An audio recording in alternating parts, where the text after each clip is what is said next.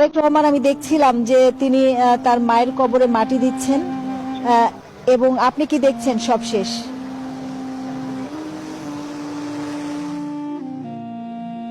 ঠিক সেই মুহূর্তে যে মুহূর্তের সাক্ষী গোটা বাংলাদেশ, যখন তারেক রহমান তার মাকে শেষবারের মতো শুইয়ে দিয়েছেন তার পিতার পাশে।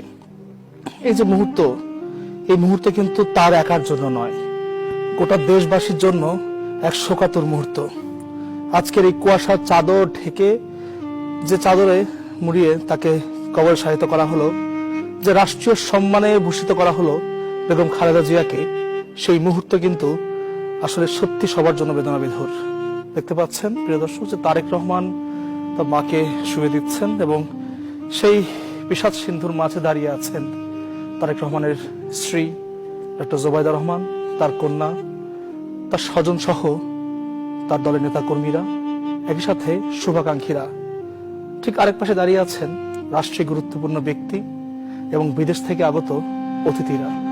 তারা সবাই সাক্ষী হচ্ছেন আজকের এই মুহূর্তে, যে মুহূর্তে গোটা দেশ এক বিষাদে ঢাকা পড়েছে, যে মুহূর্তে প্রিয় নেত্রী, আপসের নেত্রীকে চিরনিদ্রায় শায়িত করা হচ্ছে তার স্বামীর পাশে, সেই স্বামীর পাশে যিনি দেশকে সেবা করতে করতে জীবন দিয়েছেন।